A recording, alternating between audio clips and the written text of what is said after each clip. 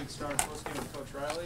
Okay, obviously very disappointed in the loss, and you know we started off with a situation where you absolutely can't have against Wisconsin. I mean we had an interception for a touchdown for them off of after a drive that was pretty well done, so it was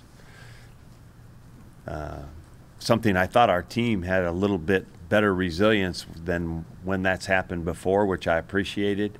But those things against a team like that's pretty methodical, and eventually they're being as physical as they are. We just gave them too many opportunities and not early taking advantage of ours to put some points on the board. When we gave them that touchdown, and then this was going to, at that point, first, second, third quarter, a real tight game. We give them that touchdown, and then don't get that field goal. Those were parts in there that you just can't be doing that against Wisconsin.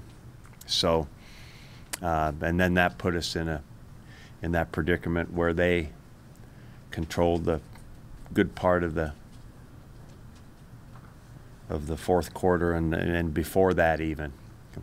I think we had moved the ball decently at halftime, had pretty good totals, not much to show for it, and then I think we only had the ball for one series in the third quarter. Might be wrong, but something, not much more than that.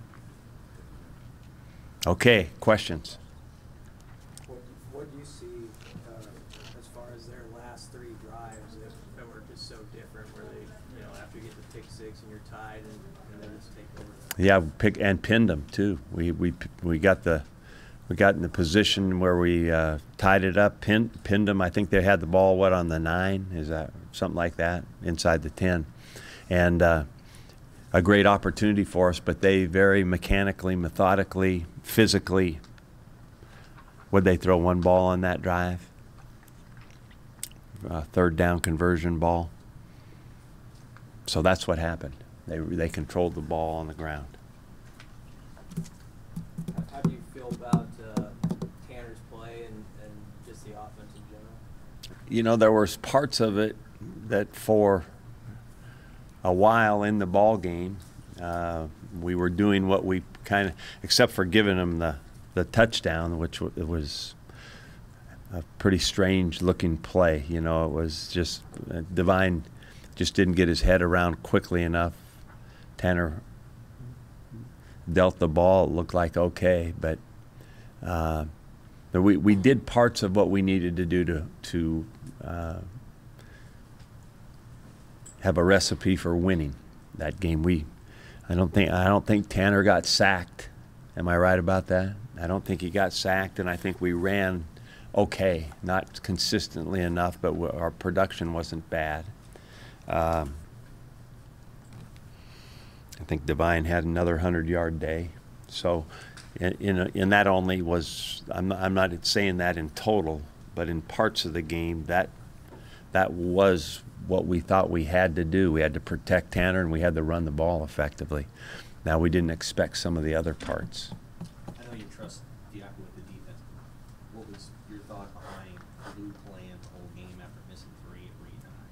Well, we did, somewhere in there, we ran into injury problems with Reed. Yeah, and Reed did not finish the game. He's got, we'll be able to tell you more in the next couple of days. He hurt his knee. I don't think he structurally hurt it. I think it was bruised. Physically, your defense, did you sense wear down, wear out, just by what Wisconsin was doing in the first half? What did you think? Were you surprised? As you watched the game from the boundary there, it looked like we were holding it together okay for a time. And they're persistent and they're powerful, big, powerful. Back is good.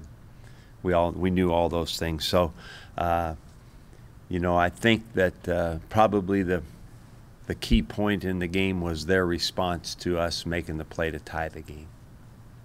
Pick 6. Our pick 6, yeah. Their response to that was pretty interesting, and it was very physical.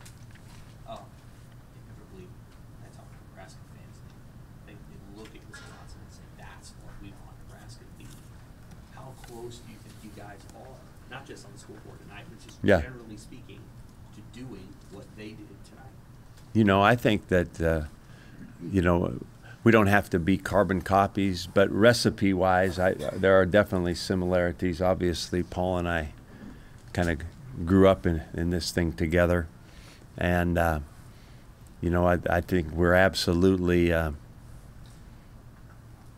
think with what we're doing strategically with our team, as we put it together and go, you know, see, we have to live in a world that is day by day, but think oftentimes kind of ahead of what that big picture in a good way will look like too, and establishing some of those things. So, you know, the proof will only prove when we get there, how long it will take, but I feel good about where we're going. We have definitely made some progress in some of those areas. We've made progress within this season with some individuals running the ball, with what we've done in protection, with what we're doing with our passing game, and what we're more, I think almost as importantly, what we're not trying to do. We're being very thoughtful and selective with that. So we're making some progress. It wasn't good enough progress against that team that was ready, that is really ready to do what they do real well. I mean, their run play action game is really good. I thought we started doing a good job on their bootlegs. We never really gave up any big hits throwing the football in there, which they usually get in ball games, big play actions. Our biggest issue obviously was the real big run that was right before the halftime. You know, that was I thought a huge play in the game. And then the other one was their consistency with the run in that fourth quarter, which was, you know, I don't have to explain that to anybody. You know what that looked like. How close were you to having McHale available? McHale possibly could have played in a real emergency type mode situation, but we never got to that where I thought about playing him. You know, when you have a guy like that gets back and might be okay on Friday afternoon, if you can get by without playing him, he's gonna be better off for it, and so will your team probably. When you, in the first half, when you got to maybe like 39, did you think about going for it in that situation, or what are the factors that? Oh yeah, I think that 40 to 33 is my gray area right in there, and a lot of times that is 4 down. I did not feel great about giving them any kind of short field at the time, however, so I decided to punt. You mentioned the 3rd and 3, but you had to fill out a pretty safe call. I mean, I know fans and some people say, well, why didn't you run it there? But you had to fill out a pretty high percentage play on the play that was Big Bo. The play call, the interception, pick 6. Oh gosh, yeah. I mean, I don't know that yet in a practice or a game that we've incompleted that ball, let alone throw a pick 6 on it off of top of a head. It's a pretty ridiculous play, really. You guys were able to get Jones in the game tonight for a handful of plays. How do you think that he did, and how does he feel physically after the game? You know what? I'm going to have to delay that response. I haven't talked to Chris. I haven't, I've been able to assess overall the play. I know that our wide receivers out in space weren't challenged a lot today. There weren't a lot of balls out there. But where our corners were more often challenged was condensed formations and making them tackle. So we'll have to see how that goes. Mike, did Coach. their response, as you put it, to the pick 6 at the time of the game, did you expect Paul to, here I come, you're going to have to stop me? Is that his MO generally? You know, I knew there were 2 things coming. One of them was going to be the run, and the other one was going to be, there was going to be a play action, or probably, you know, to keep the quarterback more out of harm's way, a bootleg that would make it simple. But he opted for just flat out running the ball. Hey, Coach, the big number from today, 353 yards on the ground. Your 2 safeties led the team in tackles, so they're getting pretty far out there. Just, I guess, to put it bluntly, just what happened with that run defense today? You know, it looked to me like we lost some spots when they're running the power play.